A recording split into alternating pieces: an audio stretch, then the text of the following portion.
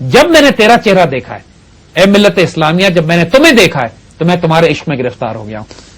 یعنی تا نقاب روئے تو بالا گرفت، جب تک کہ تمہارے چہرے کا نقاب نہیں اٹھا تھا میں یورپ سے بڑا متاثر تھا، لیکن اب تو میں یورپ کو نگاہ بھی نہیں ڈالتا. یورپ کی تمام تہذیب، تمدن، آئیڈیالوجی، کلچر، ان کی آئیڈینٹی، ان کا سوشل سٹیٹس، ان کا every thing that's from Europe اب مجھے پسند نہیں آتا ہے. مجھے لوگوں نے غیروں کی بڑی داستانیں سنائی، لوگوں نے مجھے بڑا سکھایا کہ یورپین آئیڈیالوجی یہ، western ideology, American ideology, Chinese سوچ اور سوشلزم، کیپٹلزم، ہندوؤں نے یہ کہا، لوگوں نے مجھے غیروں کی بڑی داستانیں سنائی. لیکن جب سے میں نے تمہارے چہرے پہ نگاہ ڈالی ہے اب میں دوسروں سے امپریس نہیں ہوتا ہوں. I have seen you. اے ملت، میں تیری تیغ ابرو کا شہید ہوں. میں ایسا شہید ہوں جس کو تم نے شہید کر دیا ہے. میں تیرے حسن سے مارا گیا ہوں میں. اور اب تیغ تو تلوار، تیغ تلوار، تیغ ابرو کا مطلب وہ ایک مزاج میں استعمال کر رہے ہیں کہ جیسے یور بیوٹی ہیز کلڈ می، تمہاری خوبصورتی نے مار دیا مجھے، تمہاری حسن نے مار دیا مجھے، اور مجھے سکون تمہارے پاس ملا ہے. میں پوری دنیا گھوم چکا ہوں، ہر تہذیب میں نے دیکھی، ہر سویلائزیشن کو اسٹڈی کیا، لیکن مجھے سکون اب تمہارے پاس ملا ہے. لہذا اب میں لوٹ کے تمہارے پاس آ رہا ہوں، کمنگ بیک ٹو یو، اور تم سے اب میں سیکھنا چاہتا ہوں، تم کو بتانا چاہتا ہوں کہ تمہارا مستقبل کیا ہے، ماضی کیا تھا. اور وہ اس لیے کہ اے ملت، میں تم سے پیار اس لیے کرتا ہوں کہ تم میرے دوست کی محبوب ہو، یعنی میرے دوست کی محبوب ہو، یعنی دوست حضور صلی اللہ علیہ وسلم، اللہ سبحانہ و تعالیٰ. حضور تم سے پیار کرتے ہیں، حضور تم پر اپنے، آخر میں بھی حضور نے امتی امتی اپنی امت کے بارے میں فکر کی ہے. جب میرے دوست کی تم محبوب ہو، مجھے حضور سے عشق ہے، حضور تم سے پیار کرتے ہیں، تو میں تم سے پیار کرتا ہوں. یعنی میرا ریلیشن شپ تم سے اپنے دوست کے حوالے سے ہے. اور اس طرح ہو تم میرے پہلو میں جیسے دل ہوتا ہے. یعنی اگر اے ملت تمہیں کوئی نقصان پہنچا تو ایسا جیسے کہ میرا دل نکال کے لے گیا، کسی نے میرے دل کو ختم کر دیا، تو پھر میں زندہ نہیں رہ سکوں گا. I will not leave without you. I love you for the sake of رسول اللہ اینڈ آئی کی ناٹ لیو وداؤٹ یو. اتنی مسٹیکل اور پوئٹک ڈائمینشن ہے، اتنی خوبصورت انداز میں یہ پریامبل ہے. یعنی ملت اسلامیہ کو مخاطب کر کے اس کا مقام بتا رہے ہیں کہ تمہارا رول مقام کیا ہے. پھر وہ کہتے ہیں کہ اے ملت، میں نے اپنا سینہ چیر کے تیرے سامنے رکھ دیا ہے، میں نے اپنے سینے کو چیر کے تیرے سامنے رکھ دیا ہے، اور تمہارے سامنے رکھ رہا ہوں کہ ایک دفعہ دیکھو تو صحیح میرے دل میں کیا ہے، جو دکھ ہے، جو درد ہے تیرے واسطے، پیار اور محبت ہے، میں تمہارے سامنے رکھ رہا ہوں. یہ مسلمان نوجوانوں کو مخاطب کر رہے ہیں، مسلمانوں کو مخاطب کر رہے ہیں کہ جو باتیں میں کر رہا ہوں خدا کے واسطے میرے دل پہ نگاہ ڈالو، دیکھو میں کیوں کر رہا ہوں. جو محبت اور پیار میرے دل میں چھپا ہوا ہے، میری نیت پہ شک نہیں کرو، اس بات پہ شک نہ کرو کہ میرے عمل میں کوئی کمی ہے، اس بات پہ شک نہ کرو کہ تمہیں نظر آتا ہے شاید کہ میری ذات میں کوئی غلطیاں، کوتاہیاں، خرابیاں ہوں گی. خدا کے واسطے میرے دل پہ نگاہ ڈالو، میرے ظاہر کو دیکھ کر، میرے کلام سے، میری بات سے، میرے دل جگر، خون جگر جو میرا ہے اس کو اگنور مت کرو. ٹرائی ٹو انڈرسٹینڈ کہ میں کیا کہنا چاہ رہا ہوں. اے ملت، میں یہ چاہتا ہوں کہ تم اپنے چہرے کو آئینے میں دیکھو. اپنے چہرے کو جب تم اپنے چہرے کو آئینے میں دیکھو گے تو اپنے عشق میں گرفتار ہو جاؤ گے. تمہیں پتا تو لگے تم کتنی خوبصورت ہو، how beautiful you are. Which is also true to some extent کہ آپ دیکھیں پاکستان ہو یا مسلمان کہیں بھی ہو، مسلمان کے اوپر کوئی بھی مصیبت کسی بھی حصے میں دنیا کے ہو تو مسلمان اس کو فیل کرتے ہیں. اپنی امت کے لیے ایک بہت زیادہ، آئی ڈونٹ تھنک کہ یہ کسی اور ریلیجن کے اندر اتنا زیادہ ہے بالکل جو کہ مسلمانوں کے اندر ہے. I mean not in even way as the Zionist would do it, but مسلمانوں کا ایک بڑا اسپرچل بانڈ ہے آپس میں، چاہے وہ بہت گہرا تعلق ہے. یعنی جب آپ wherever they are حج پہ جاتے ہو جو اتنا بڑا برادرہڈ کی مثال نظر آتی ہے، کالا گورا، مشرق مغرب، عربی اجمی، سارے فرق ختم، سارے سفید احرام میں ایک اللہ کو جھک رہے ہیں. اور جتنی چیریٹی اور جتنا سیکریفائس اور جتنا صدقہ آپ کو حج میں نظر آتا ہے، زندگیوں میں آپ کبھی اس کو جانتے نہیں ہو، کبھی ملے نہیں ہوتے، اور سب کچھ لوگ لٹا رہے ہوتے ہیں ایک دوسرے کے اوپر، خرچ کر رہے ہوتے ہیں، سیکریفائس کر رہے ہوتے ہیں صرف اجر کے لیے. کوئی آپ کی خدمت کر رہا ہے، کوئی ہاتھ دھلا رہا ہے، کوئی وضو کرا رہا ہے، کوئی کھانا کھلا رہا ہے، آپس میں ایک برادرہڈ پرپز ہوتی ہے.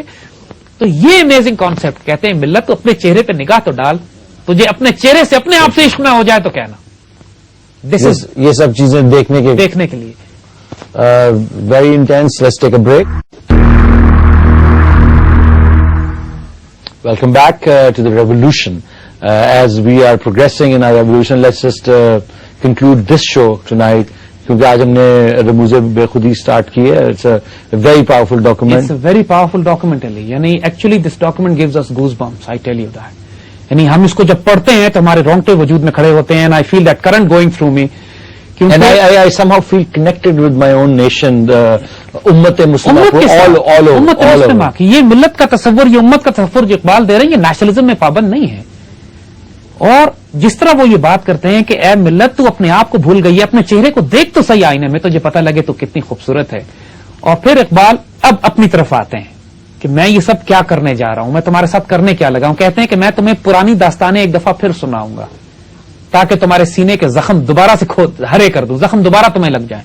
یعنی ابھی جو تم ٹھنڈ میں بیٹھی ہوئی ہو, جسے عام اصطلاح میں کہتے ہیں, میں تمہیں چاہتا ہوں تمہیں چوٹ لگے. جو ادائے ناز سے پھٹ گیا اس چاک دل کو رفو نہ کر کہ نصیب ہو تجھ کو دید حق اسی چاک دل کی دراڑ سے. یعنی جو دل ٹوٹے کہ نصیب ہو تجھے نصیب ہو تجھے دید حق اسی چاک دل کی دراڑ سے. یعنی وہ جو تمہارا دل ٹوٹے گا, جو دل کے اندر تمہارے ایک کریک آئے گا, اس کریک سے تم کو اللہ نظر آئے گا, دیدار حق ہوگا, تمہیں اللہ تعالیٰ کا دیدار, اس کا نور نظر آنا شروع ہو جائے گا. دل ٹوٹنا ضروری ہوتا ہے, دل توڑنا ضروری ہوتا ہے. جو انسان بہت سکون سے ہو, اس کو کوئی دکھ نہ ہو, کوئی تکلیف نہ ہو, وہ مست ہوتا ہے بلکہ غافل ہو جاتا ہے. جب انسان کو کوئی چوٹ لگتی ہے, اپنا کوئی قریبی پیارا انتقال کرتا ہے, کوئی نقصان ہوتا ہے, کوئی بیماری لگ جاتی ہے, پھر لوگوں کی فطرت ہے کہ وہ اللہ کی طرف رجوع کرتے ہیں. بالکل کرتے ہیں. خدا تجھے کسی طوفان سے آشنا کر دے کہ تیرے موجوں میں اضطراب نہیں ہے. تم ٹھنڈ میں ہو, اللہ کرے تمہیں کسی طوفان سے آشنا بحر کی موجوں میں اضطراب نہیں ہے. اضطراب چاہیے نا, بے چینی چاہیے نا.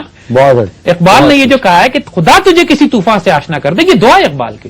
نوجوانوں کو مخاطب کر کے کہتے ہیں کہ تم جو دنیا میں غافل ہو گئے ہو نا, اللہ کرے تمہیں کوئی چوٹ لگے ٹھیک سے, تاکہ اس چوٹ کے نتیجے میں تم ایک طوفان میں برپا اور کہو کہ یا اللہ. یہ جو آج کل ہمارے ساتھ پاکستان میں ہو رہی ہے, ہمیں چوٹیں لگ رہی ہیں, اور اسی کے نتیجے میں شاید یہ ساری قوم, وہ جو انہوں نے دوسری جگہ پہ کہا تھا کہ مسلمان کو مسلمان کر دیا طوفان مغرب نے. اگر عثمانیوں پہ کوہ غم ٹوٹا تو کیا غم ہے, خون 100,000 انجم سے ہوتی ہے سحر پیدا.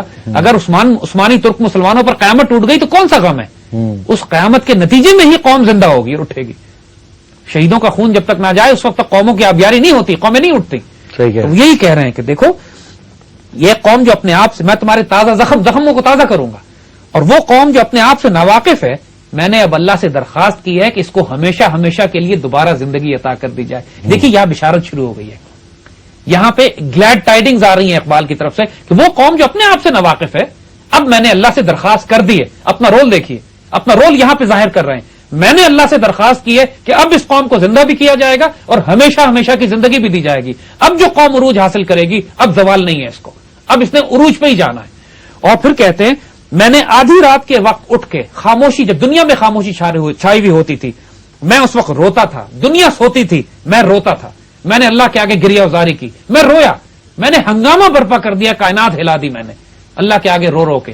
جب وہ بات کہتے ہیں نا اسرار خودی میں کہ جب دنیا اللہ کے بندے کے ساتھ موافقت نہیں کرتی تو آسمان سے جنگ کرتا ہے, تو یہاں پہ وہ یہی کہتے ہیں کہ جب دنیا کو میں نے دیکھا کہ اس طرح کیا کہ میرے قابو میں نہیں ہے, میں نے آسمان سے جنگ کی, میں نے اللہ سے جنگ کی, میں نے ہنگامے برپا کر دیے. یہاں سیکرٹس بتا رہے ہیں کہ میں نے یہ راز کس طرح حاصل کیے. وہ اقبال جن پر لوگ اعتراض کرتے ہیں, نعوذ باللہ وہ شراب پیتے تھے, یا نعوذ باللہ وہ بری عورتوں کے پیچھے جاتے تھے, یا نعوذ باللہ وہ شریعت پہ نہیں تھے, اقبال نے ساروں کا جواب یہاں پہ دے دیا کہ تم ظاہر ہو, جاہل ہو, تم میرے ظاہر کو دیکھنے کے بعد عجیب فضول خرافات اور جھوٹ تہمت مجھ پہ باندھتے ہو. میری زندگی گزری ہے راتوں کی تاریکی میں کھڑا ہو کر اللہ تعالیٰ کے حضور تمہاری خاطر رونے میں, اللہ سے درخواست کرنے میں کہ یا اللہ اس قوم کو زندگی عطا کر دے کہ یہ ہمیشہ کے لیے پھر اس کے بعد زندہ ہو. یہ اقبال اتنا خوبصورت اپنا تعارف اس میں پریمبل میں بے خودی کا, اور اس کی تفصیل پہ ہم آگے جائیں گے. دیر یو ریئلائز کہ جو شخص قوم کو تبدیل کرنا چاہتا ہے اس کو اپنے آپ کو کتنا جلانا پڑتا ہے, اس کو اپنے آپ کو کتنا برن کرنا پڑتا ہے. جب تک کہ سیلف سیکریفائس کر کے اپنے آپ کو ختم نہ کر دے وہ قوم کو زندہ کرنے کے قابل نہیں ہوتا. یہ بذات خود ایک رول ماڈل ہوتے ہیں ہمارے لیڈرز کے لیے. آج سبق ہے اس میں, جو اس قوم کو زندہ کرنا چاہتے ہیں کہ تمہارے کردار کے ساتھ تم قوموں کو زندہ نہیں کر سکو گے.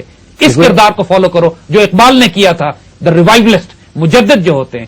سو اس پر انشاءاللہ ہم آئندہ بات کریں گے انشاءاللہ تعالی. جیسا کہ آپ یہ آج کا شو آپ نے دیکھا ہے, اور ہمارا جو رموز بے خودی کا پہلا ایپیسوڈ تھا, اس کے اوپر ہم اور فردر بات کریں گے. اور بیسکلی قوم کو جگانا چاہتے ہیں, اور لیکن یہ نہیں چاہتے قوم سے کہ وہ بم دھماکے کرے, یہاں سڑکوں پہ نکل کر پتھراؤ, جلاؤ, گھیراؤ, اور اس قوم کو ہم نہیں بنانا چاہتے. ہم اس قوم کو بنانا چاہتے ہیں جو کہ اقبال نے انویژن کیا تھا, اور یونٹی آف پرپز کے ساتھ. اینڈ انشاءاللہ this revolution will continue, and this revolution will be televised انشاءاللہ تعالی. Thank you very much.